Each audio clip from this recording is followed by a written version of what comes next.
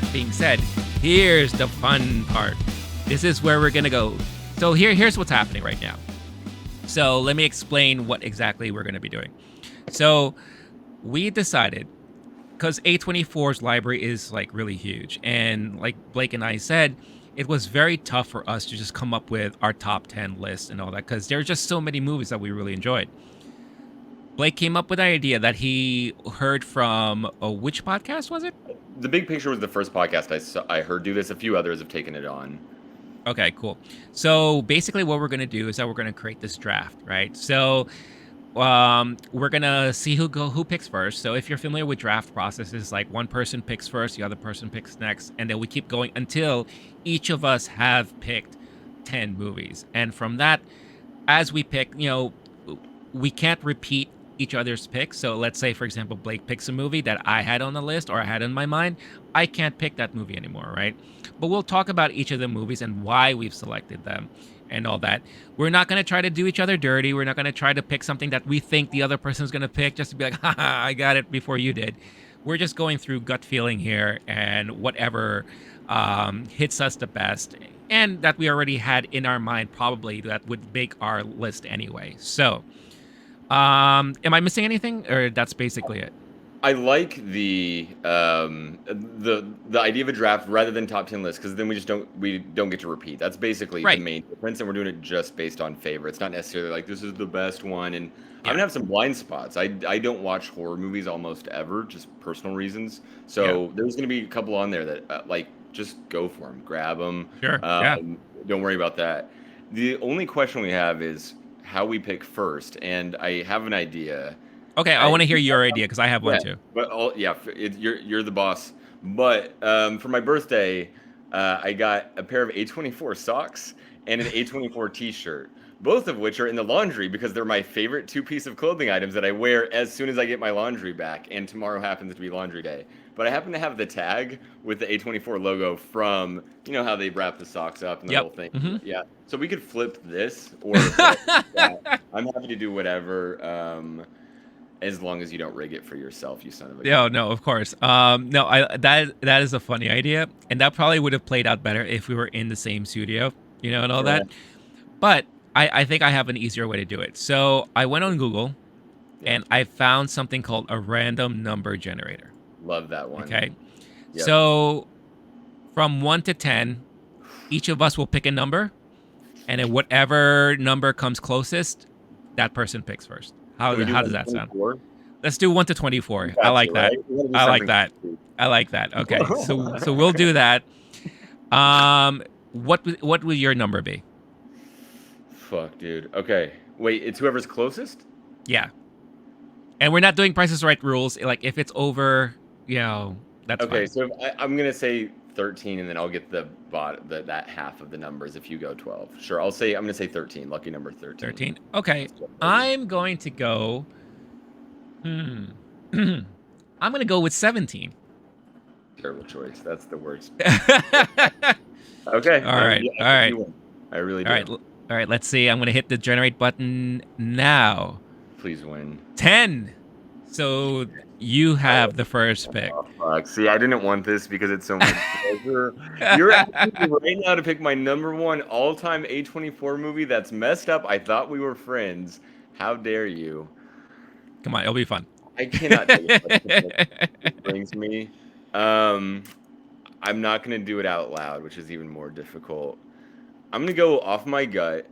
You know me, I'm a spreadsheet dude. I'm a rank everything dude. I went through the 44 I'd seen on Letterboxd in order of where I ranked them. I put them in tiers, etc. I have exactly 10 in my top tier list, just coincidentally. Where I'm like, these are impeccable, perfect, great movies. All the other ones, like all the movies they've made are good. God.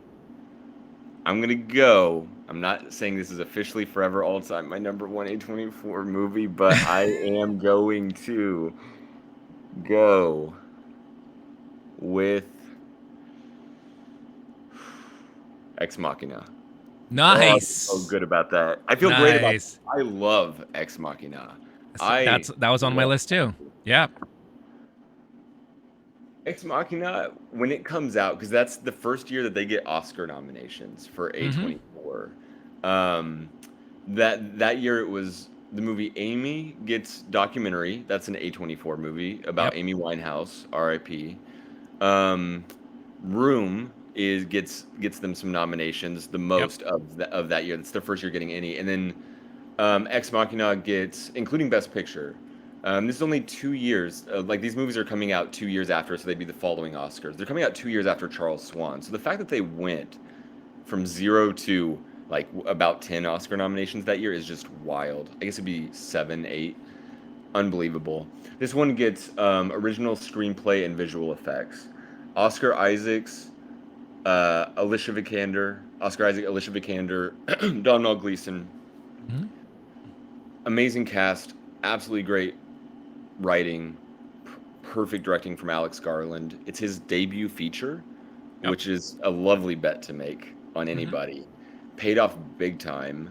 Um, and I think more than anything, because I have a couple others that you already know are on my list, like hard favorites. And Yeah. movies that I probably even would say are better and that I like more, but this one is the one I've rewatched the most times. And there's different ways you can look at great movies, how much you love them, they speak to you personally. I think one of my favorite metrics for ranking movies is how many times have I watched this one? Yeah. And that doesn't necessarily say it's the best, most critically acclaimed, greatest. There's a lot of Oscar Best Picture movies that are crap, and there's a lot of ones that are just like, I don't want to watch that a second time. That one's a little hard to swallow. And there's Yeah. a few A24 movies, like you said, they're either more complicated or a little more like just heavy and deep and beautiful, but that I have not rewatched or have only watched a couple times. Ex Machina I probably watched maybe 10 times since it came out in 2015. So it's just such it is a combo of that indie darling movie and blockbuster. What a fucking adrenaline rush of a movie, but still very artistically done. So I'm going number one, Ex Machina, no regrets. Hey, no, you shouldn't, because Ooh. that movie is, and I think, and we've mentioned this before, I think Ex Machina really helped put A24 on the map because of the recognition that this movie got. And that year alone, like you said, Room and the Amy Winehouse documentary. Like a lot of people started talking about, like, whoa, where did these guys come from, right? Great thing I love about this movie is that it really helped launch careers. Oh Like yeah. Alicia Vikander started, like, became a big name, started like starring in a lot of things. Oscar Isaac, Yo. one of the hardest working actors right now in Hollywood. This guy is attached to so many different things. Mr. Star Wars himself. Yeah, Yeah. it's unbelievable, and we really get to see his acting chops for the very first time, and this Yep. dude really is brilliant. Donald Gleason, again, Star Wars also, and then launched a really great career for himself. Sonoya Mizuno, I your was dating favorite. it Yeah, before we because took off on off Broadway, and I was looking through her phone. I was like, "Oh yeah, she was an Ex Machina." yeah. It's her second movie, but the first one doesn't even have a wiki article. It's just like something you can't click. This is her first like proper movie. Hmm. That's wild. And now she's a big fave of ours. La La Land, Oh my Crazy god. Occasions, Maniac on Netflix, Devs, the TV show by the same Yep. director, Alex Garland. They work together again big time. Yep. Sorry, I stole your thunder on that one. I Oh just got no, please. Luno. I know she's your favorite. I love her too. And now, even bigger, she is in the new HBO series, House of the Dragon, the Game of Thrones Yeah, prequel. So yeah. she's in that. So I mean, I remember because I saw the first episode. I was like, wait a minute, she's in this too. I'm like, wow, talk about hardest working Yep. person on TV. Like, she finds herself attached to a lot of projects. So this is definitely one of those movies that really, really helped launch a lot of these careers and put a lot of these faces in front of us for the very first time. So very, very well done. I'm And I glad I love picked your it. pick. Thank you. I'm glad I picked it first for that reason. Especially for the reason that if A24 is putting people on, and then their directors are then putting people on, and then you get to Yeah, see it like just keep going. That's part of why they've been so successful. So hell yeah, Ex Machina, 100%. nice. No, What I do you got, love it. man? I love it. What do you got? And also because of the subject matter of Ex Machina, it talks about AI and all that stuff like that.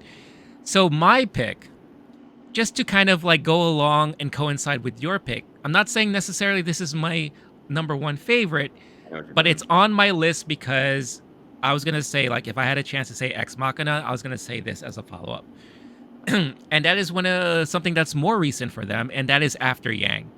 So After Yang, I watched it this week for the very first time, and emotional just downpour. I was just like blown away with how well this movie was written. Basically, the movie is about a family who lives in the future. It hasn't been really classified as to what year or whatever the case is, but sentient beings is a norm for them, and they're used by families to kind of welcome into the family to either be a cultural liaison, someone who teaches about culture, maybe someone who is like a babysitter or whatever the case is.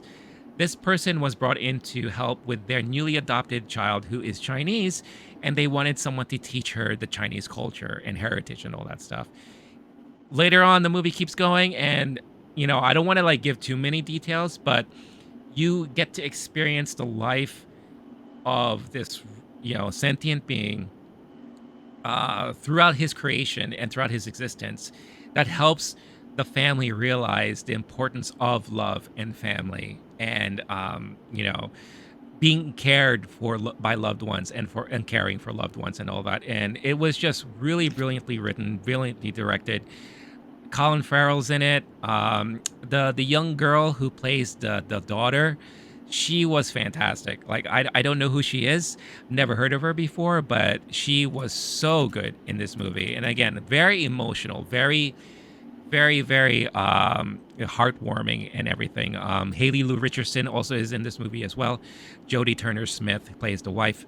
And Justin H. Min is Yang, the sentient being, but very well done, very well acted. This premiered in Sundance, I believe, this year.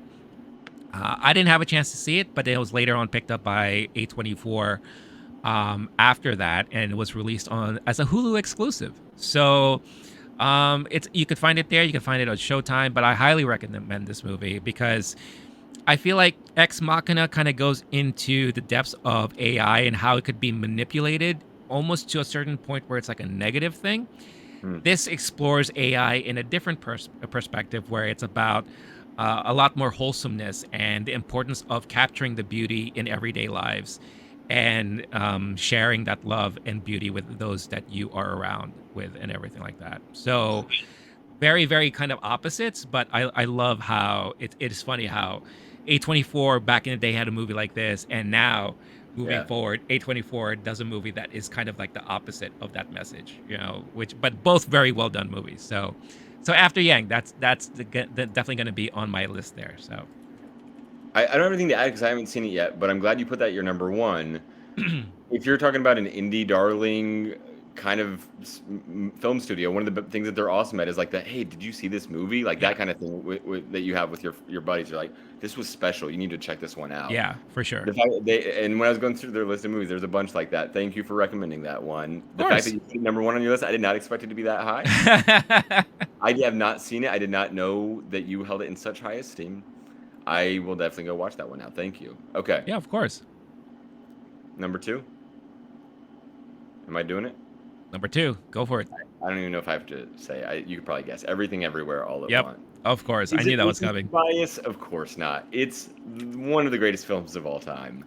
We have a whole episode where we went Oh yeah. hard.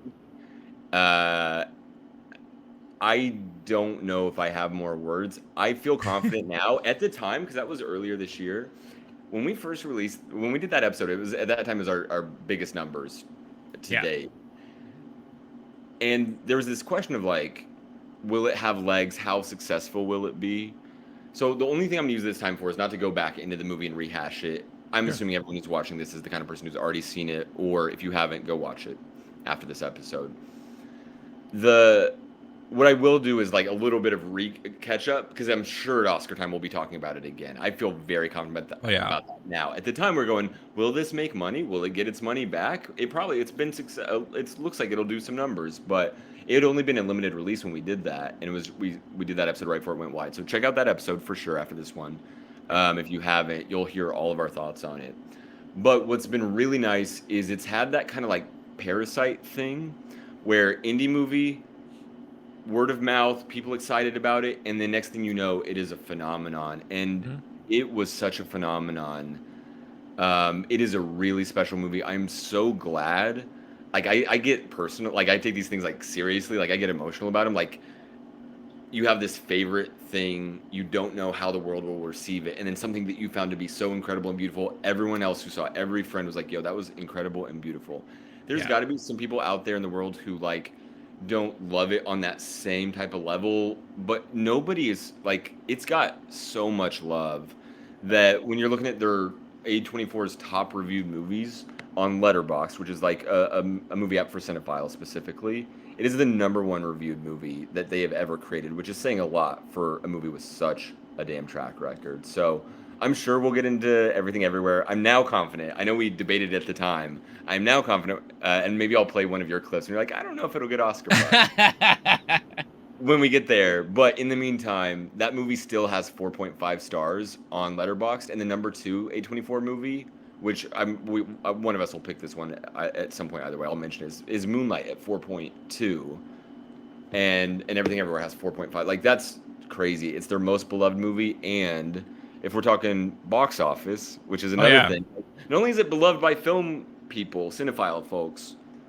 it's the number one box office movie they have. Where at last Yep. count that I even checked was like 100 million. Yep. Wild. The next one, Hereditary, 80 million. Lady Bird, 79 million. Moonlight, 65. Uncut Gems, 50 million. That's their top five. Their number one movie has twice as much money as their number five movie. That's how much the word of mouth got people out there, which we're talking about. Like, this isn't a common movie. It's not an easy sell. It's not IP. It's got a lot of things that the superhero movies have, and like, it could be an audience for everyone. And people found this movie and loved it, paid money to go see it. I'm so damn glad. So that's all I have to say about everything N- everywhere. That's my number two choice for sure.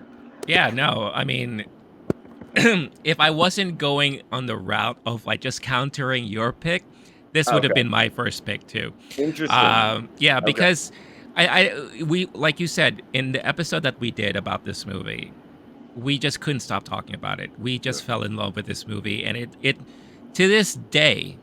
Yeah. Now, it could be because maybe we're not having like a grand year as far as movies is concerned, but it's still my top two movie of the year. You know, again, you asked me on a What's different number week, one? Top Gun Maverick. No, no, oh my God, dude. Well, okay. Keep going. but then I I, can't respond to that. Just keep but going. God but damn. the thing is like, okay, I'm a child of the 80s, you I know, know. it definitely I has a know. nostalgia It's super feel, whatever it's the super case is, fun. but It's super yeah. fun. Fuck. But still, like any given week, I'll be like, no, Everything Everywhere All at Once. That's my favorite movie of the year. But the fact that so many months after it's released, it's still in the conversation. It's still being Yep. talked about. Yep. And exactly what you said before, A24 does this really great job of producing and distributing film that could lead to potential conversations and word of mouth. And this was definitely one of them, right? They gave this project, or they allowed this project to be helmed by two directors who were formerly known as music video directors, right? Basically, and they came up with this brilliant story, and they directed a brilliant film with Michelle Yeoh, like a very top name, allowing her to really act her ass off. And we get to see many different aspects of her creativity and her acting styles and everything like that. Introduce us to up and coming people like the I forget the name of the actress who plays the daughter in the movie, but people are paying attention to her now, bringing back someone who's retired from Hollywood, who we haven't seen since the 80s, right? You know, having him play the husband of the character there.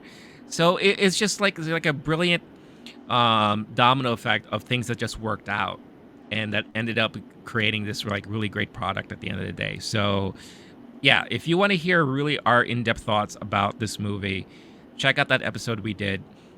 We had a lot of great conversations from the comments on that, and a lot of people who shared their feelings about the movie and how it touched them in different ways. And I'm still hearing that even today. Like people just watching it for the first time, they're like, "Oh my god, that movie is just brilliant." Yeah. So yeah. Seriously, I'm not gonna keep geeking out on it. It's in your top 2 movies of the year. I just checked on Letterboxd. It is my number 6 movie of all time. Maybe between 5 and 8, depending on the day, Yeah. but like special movie. That was a question I remember too that we were asking the time, like, where will this land?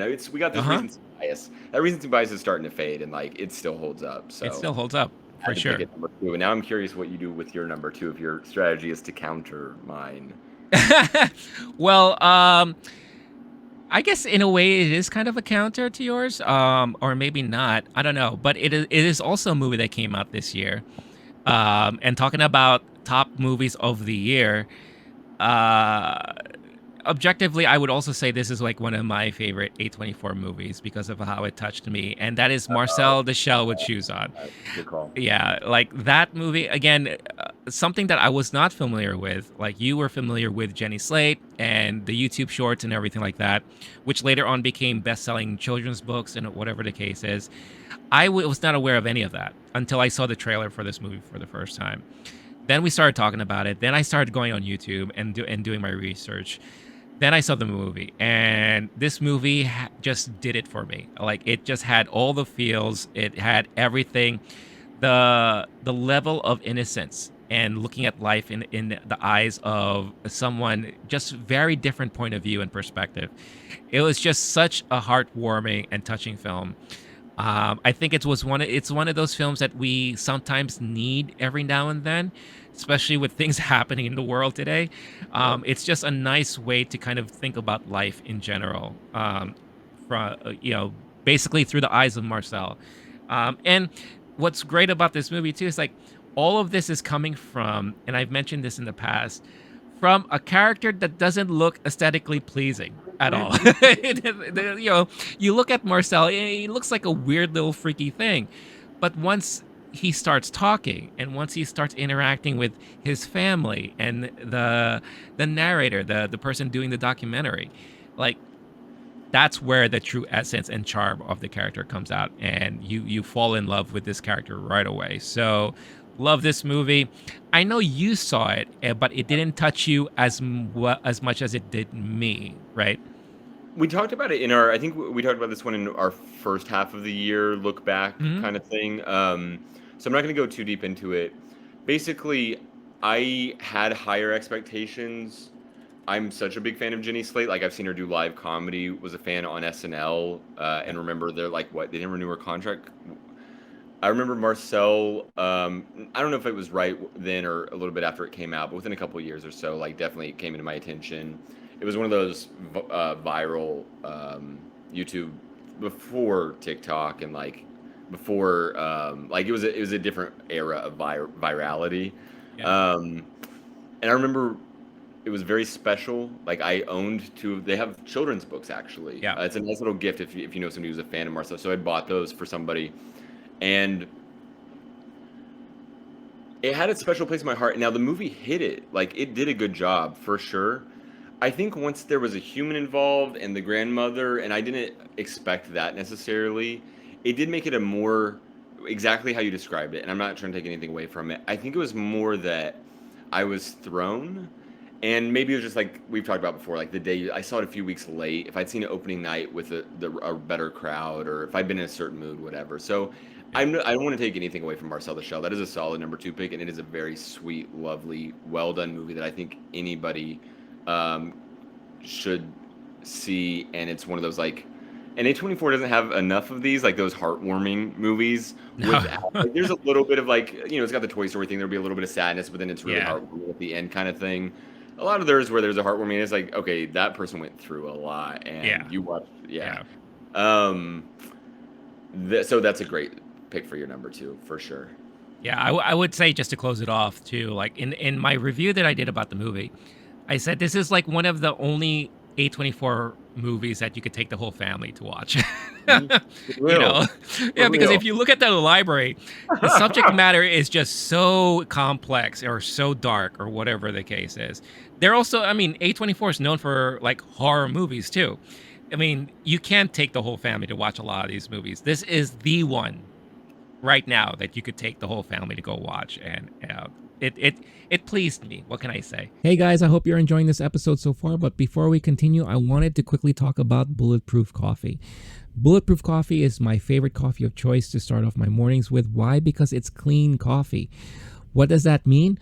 Well, one, there are no chemicals in it. Why? Because they go through this multi-step process of making sure that all of their beans are fully clean and free of any chemicals, so that when you get the beans delivered to you, it is the pure beans, the pure coffee, the goodness that you've been wanting, the taste, the flavor, and the nutritional value as well, without worrying about any added chemicals or anything else put into the mix there. It also doesn't have that weird acidic taste that some coffees give you. I don't know how about you, but for me, some coffees kind of give me that weird sensation in my stomach, makes me a little burpy, and it kind of drags me down a little bit instead of really waking me up, which is something that I need from my coffee every day. Bulletproof also offers a lot of keto-friendly snacks and supplements, anything that you need to kind of add to your everyday nutritional needs, add to your diet, and pretty much transforms the way you feel every day. So for a limited time, if you use this code that you see on the screen right now, LOWKEY GEEK, all caps, one word, you can get 15% off your order. So what is it better than that, right? Check out the link in the description of this episode. Use this code, get yourself your discount, and make your mornings a little bit more bulletproof with Bulletproof Coffee. Now, back to the episode. All right, you're on the clock. You're on the clock. Yep. Oh no. I am going Uncut Gems.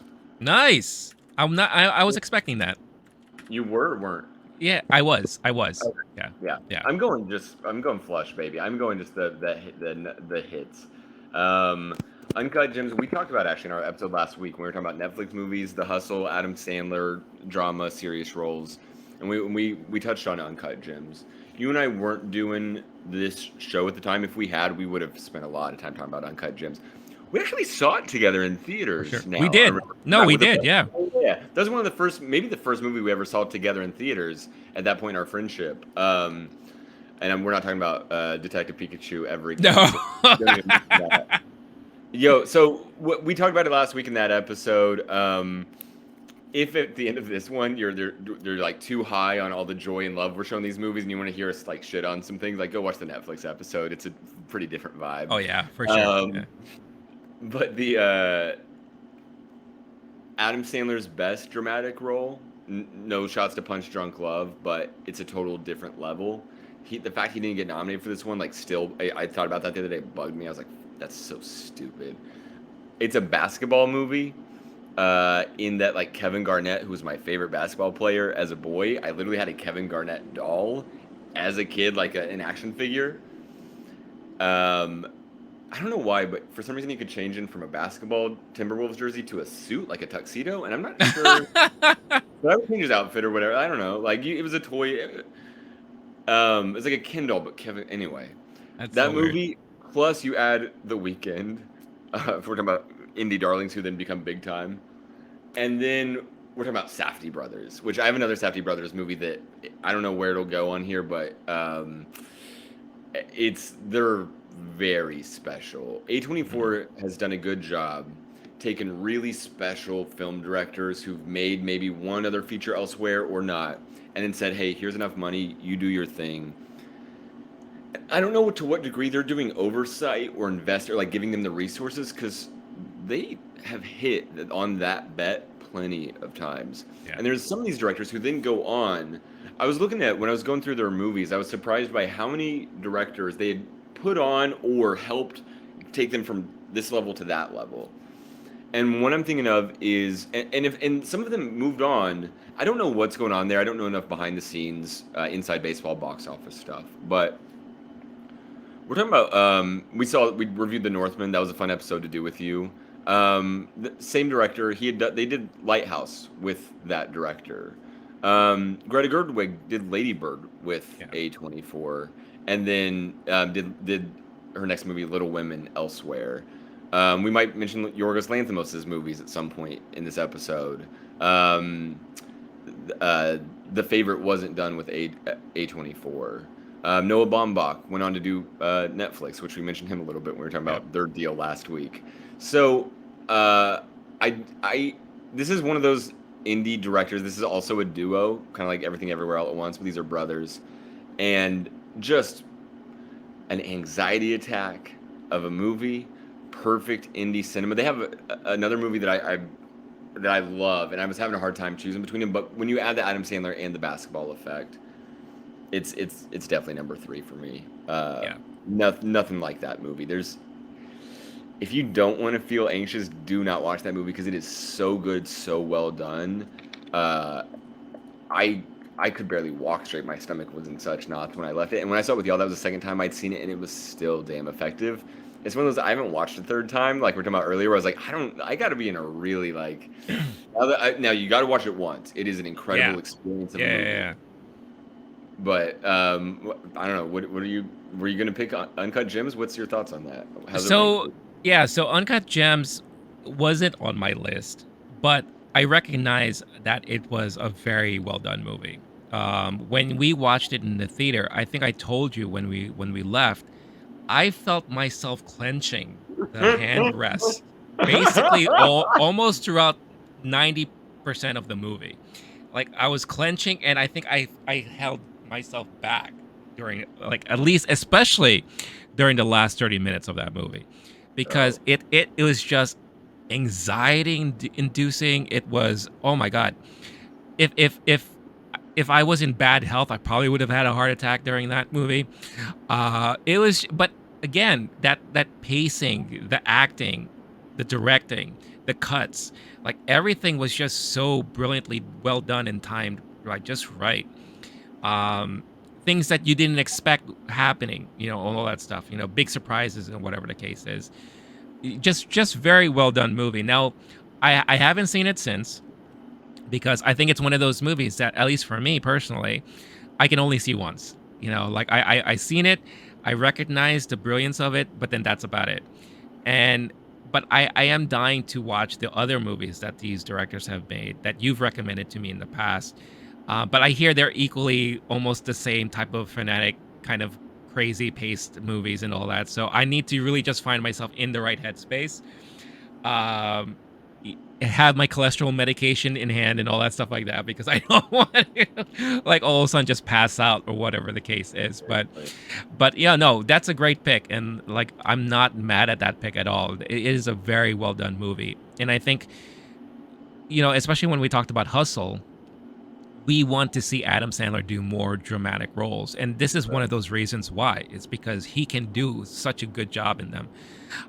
So great pick. I like that pick a lot too. So I'm glad you did. And again, I wasn't surprised because I know how much you really love this movie. So, um, cool. So moving on to my third pick, as I'm now on the clock, I'm gonna go now and dive into the wheelhouse of A24 and what most people do know A24 as, and that is kind of what they are now calling these days hybrid horror movies, because Ah, it's not like your typical horror that we're used to. It's not like that. But this is one of the horror movies that I allowed myself to watch, that opened my mind to watch more horror movies within the A24 world, and that is Midsommar. So Midsommar, brilliantly done movie by Ari Aster. It stars Florence Pugh. This is her film debut. Talking about, oh, again, debut. Yes, correct me if wow! I'm wrong. I may I be love wrong. her. Yeah, I may be wrong, but I believe this is her film debut. Wow. But keeping along the lineage of A24, introducing new talent to Hollywood and to audiences, and then having them blow up after the case, right? But this was definitely one of those movies that was disturbing, both visually and mentally, when you allow yourself time to think about what you just saw and everything. If you don't know the storyline, basically it's like you have a couple that's in a breakup or the verge of a breakup, but they have a trip that they were meaning to go on together. They decide to go on this retreat because recommended from a friend of theirs.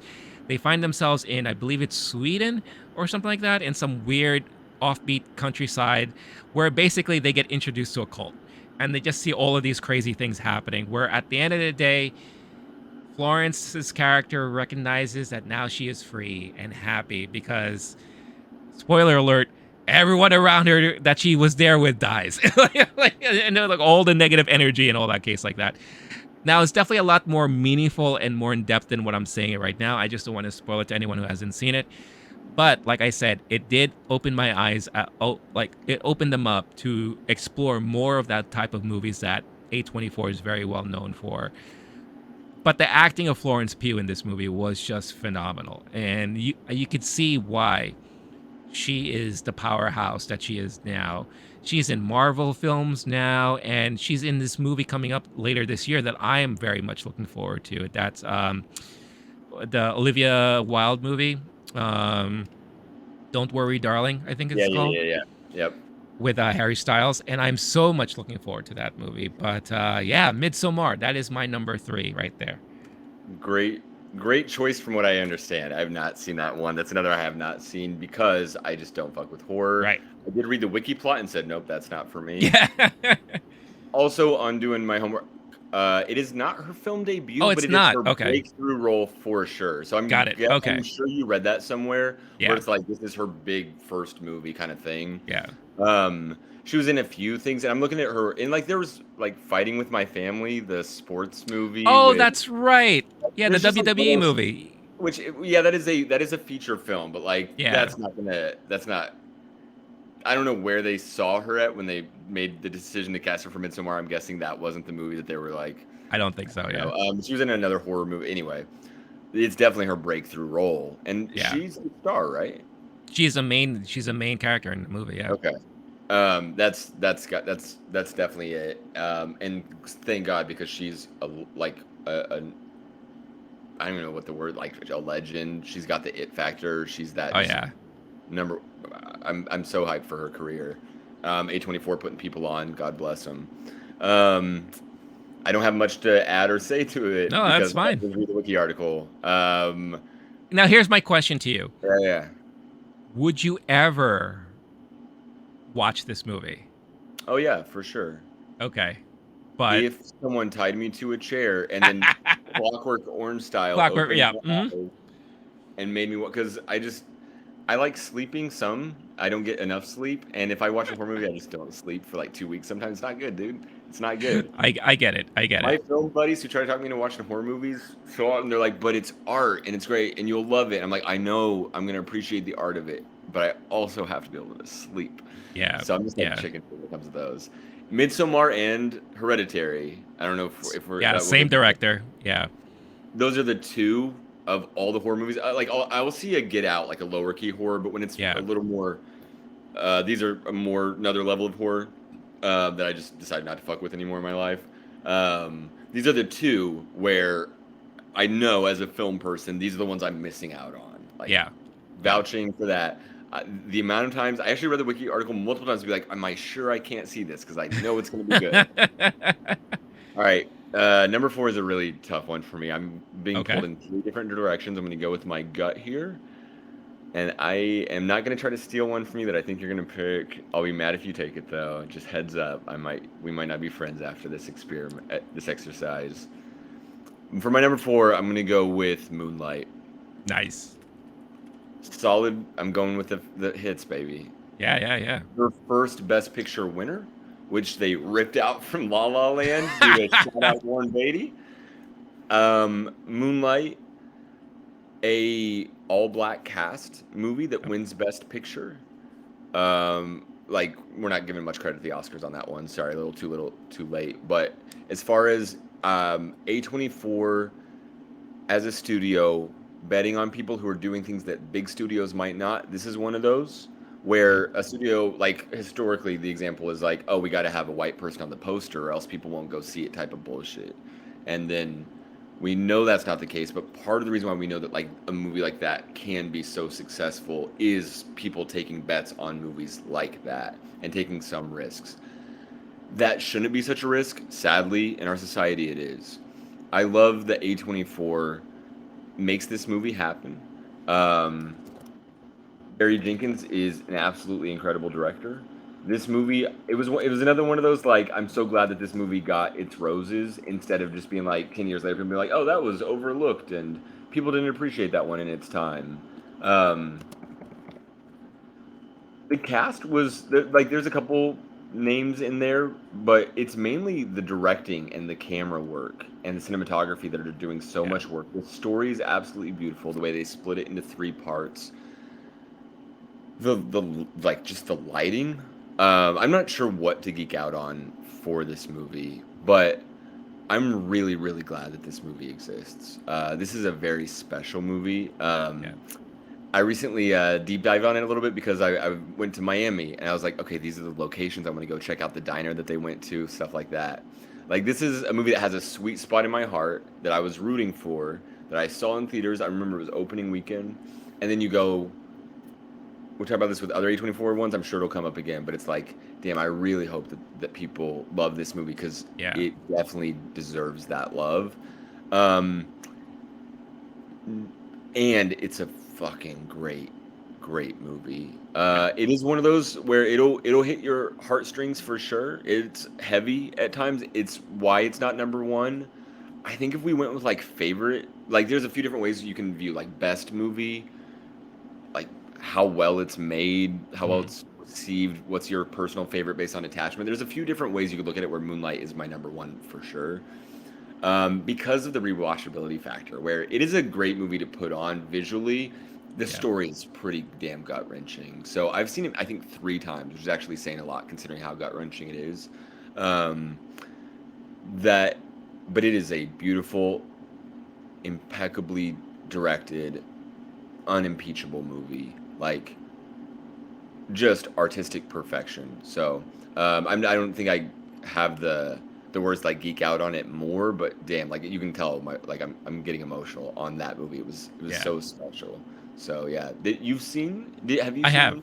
I Okay. have. Yeah, yeah. I saw it in the theater, and yeah, it brilliantly directed, lovely story, but yeah, very, very gut wrenching. Very just seeing the journey of this one character, and the dynamics with family and love and just identity. It is just like so well done, and something for I think very telling for the time too, where I feel like a lot of people are going through similar situations, and this is like pre whatever we're going through right now. This is just more along the lines of self-identifying yourself, like who am I? Why do I feel certain things? Why do certain things affect me the way they do? I have a lot of family members in my life who've gone through similar journeys, and it is definitely a well-written, well-directed story, well acted, and a really great subject matter, and just seeing that character go through their journey along the way. um, I'm not surprised that it ended up winning the Oscars that year. Even though the little faux pas or whatever the case is, we could laugh at it now, but it was well deserved just for the recognition alone.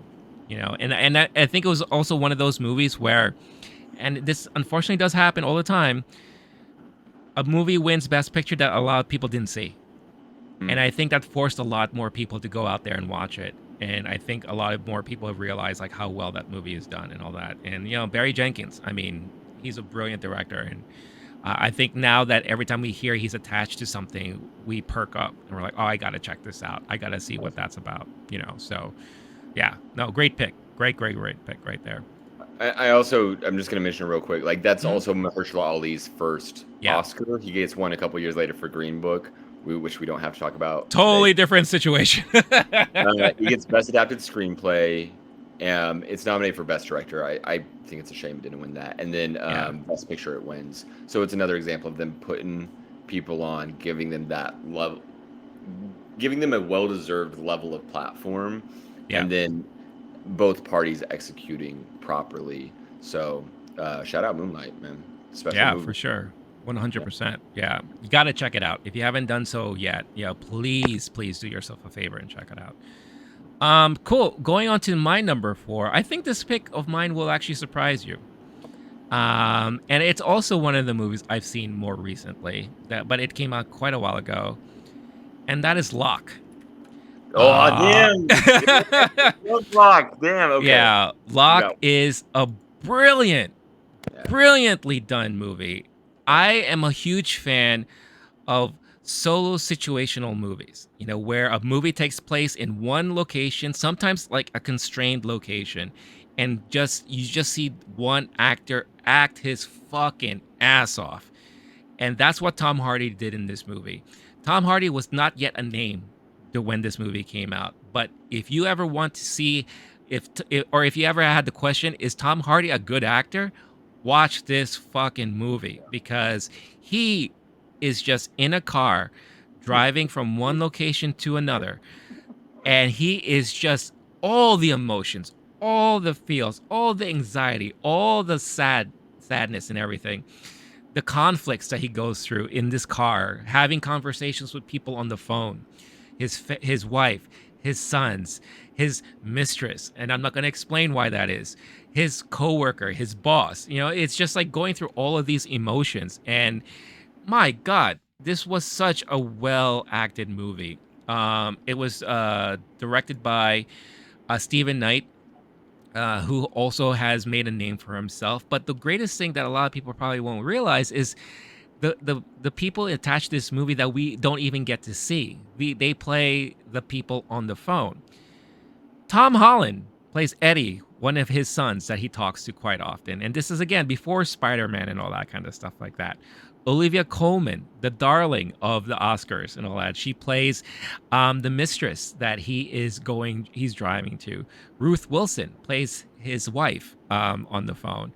So even just hearing their voices, you could tell like how strong of an actor or actress that they are and everything. But I was a huge fan of that movie. I believe it's called Buried with Ryan Reynolds, where he's in the coffin, stuck the whole time. Like that's when I realized like I love movies like this because again, it really shows you how well a person can act when it's just them against nothing else, right? And my God, Tom Hardy, he's a beast, and this movie was just brilliant. So I had to put it on there because again, this probably more than likely put Tom Hardy up there so that Christopher Nolan can be like, hey, I want to tap this guy for Inception. And then eventually he's going to be Bane in my Batman and all that. So you've seen Locke, so I'm definitely curious to hear what you think about it. Yeah, Locke is an hour and 25 minutes. Yeah. Love a good runtime. Oh, yeah. Um, Locke is Tom Hardy in a car. If I could be in a car with Tom Hardy for 90 minutes, I would say yes. This is a yes of a movie. Hell yeah. I also love when they'll like take a big risk on a movie and like even like My Dinner with Andre is one of the older Mm, movies where I think about something like that where like just two dudes at dinner yeah. talking. This one there's actual action and he's like getting off and on the phone and he's trying to make a deal happen. He's was something about his family. I watched it at home. It's a fine one to watch at home. You do not Oh, need to be yeah. in the theater for this movie, even though it's got Tom Hardy in it, and that's usually not the case with him. Um, Awesome movie. I don't need to go on. You said it really well.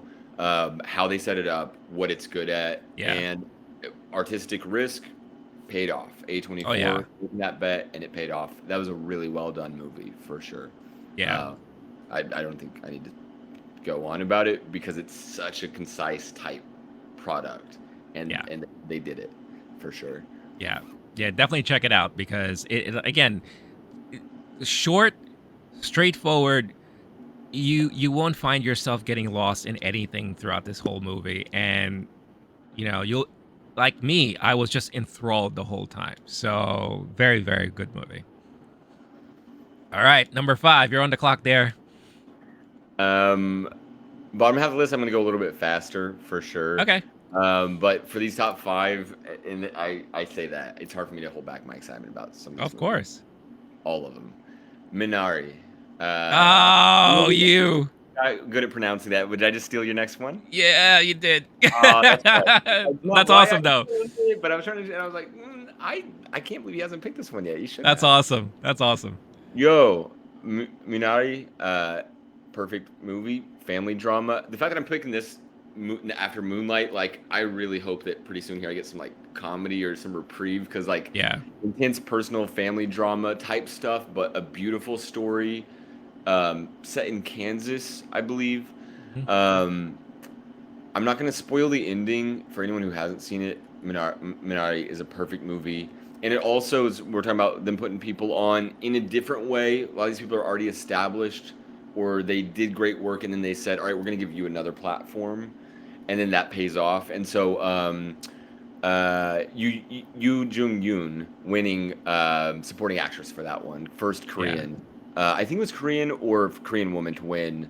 Um, an Oscar.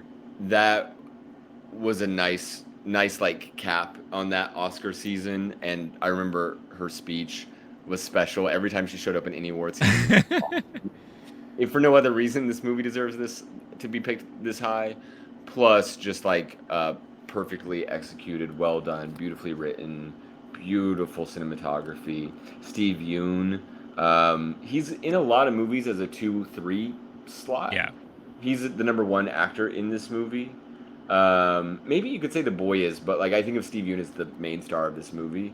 Mhm. Perfectly cast. It is. I don't know if it's my favorite Steve Yeun movie necessarily. We talked about him recently when we did Nope, Yep. and he can't miss. The dude has 100% shooting percentage. This is one where he had the most on his back Yeah. and still 100%. So perfect movie through and through. Beautiful. Uh, Another one of those like almost all these I've had a hard time picking between. This is another one of those. Like this could have been a few slots higher. It could have been a few Yeah. slots lower.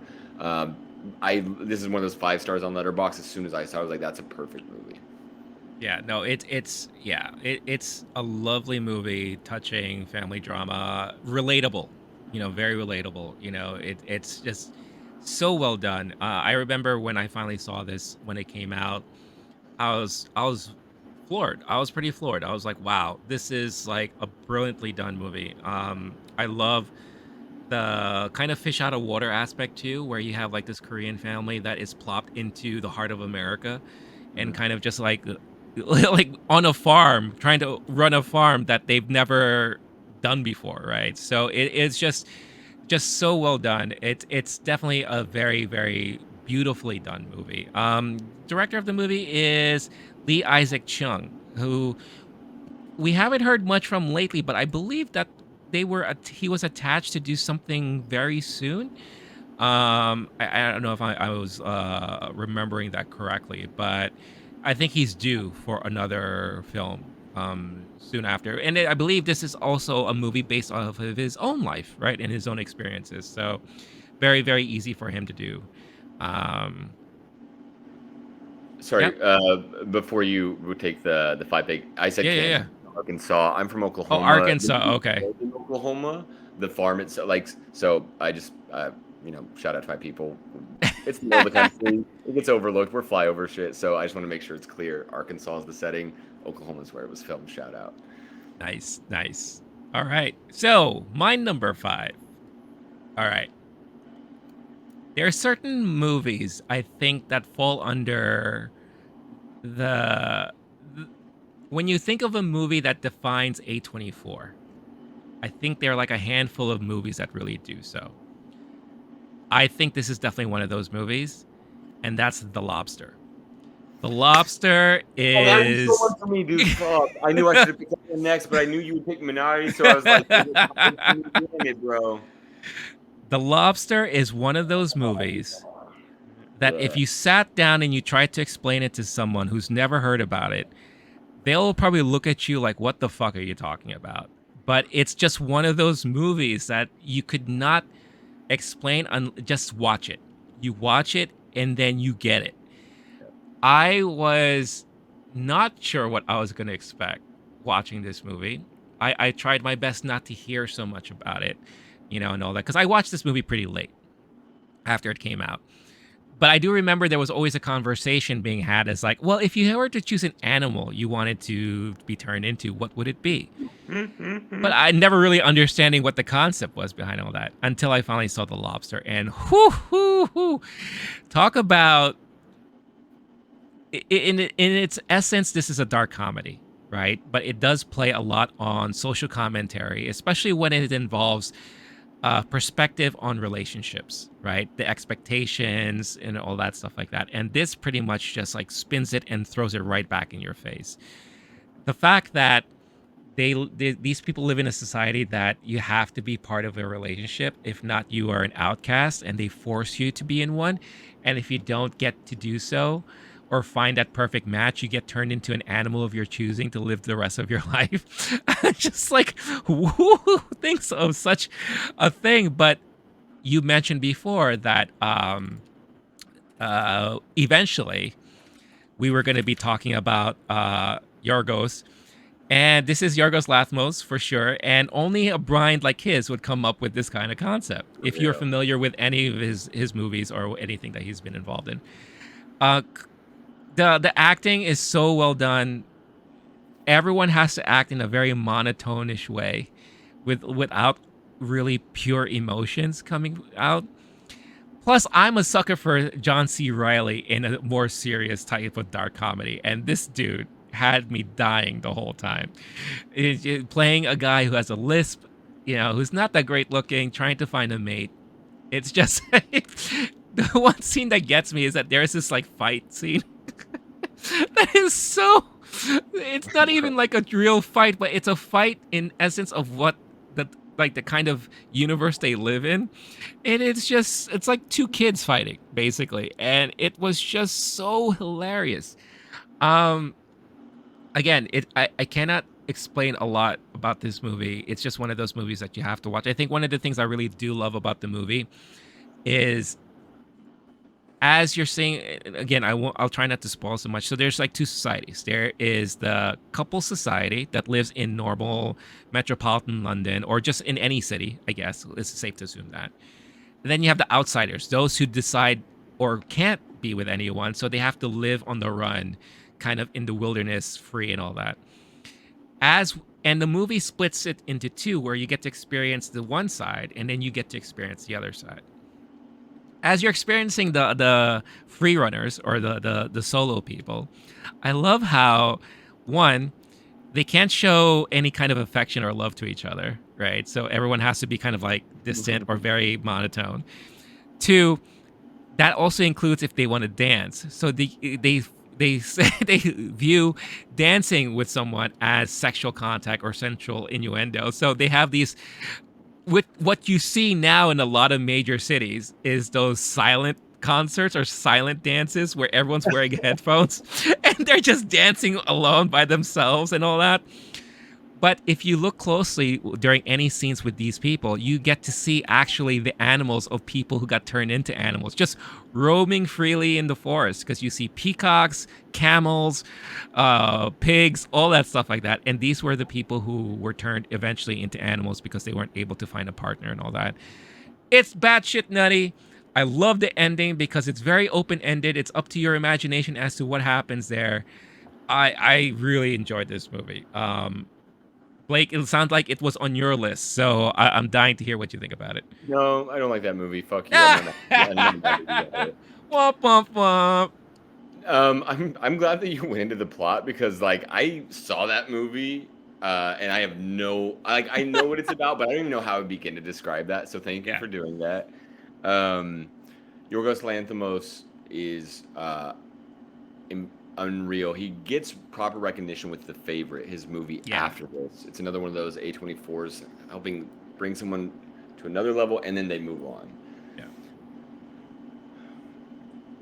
You had Colin Farrell on your list earlier with After Hmm. Yang. Colin Farrell was a blockbuster actor for a while who was capable of doing good work. This is one of, I think, his best role. He's Yeah, doing amazing work in this movie.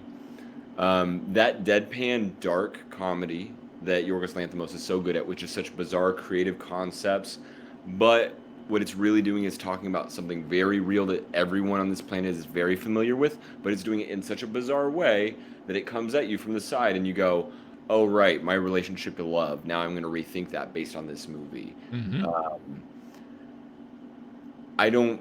I'm not going to get further into the lobster because I don't know if we'll ever come back. I think if you talk about it for too long, you become an animal. I think so. Yeah, That movie is so bizarre, weird, special, but also don't get it twisted. Is really, really good and really beautiful, yes. and it's a great human story. That's a solid pick, and you stole the exact next one I was gonna put on there. So I might be a little bit mad.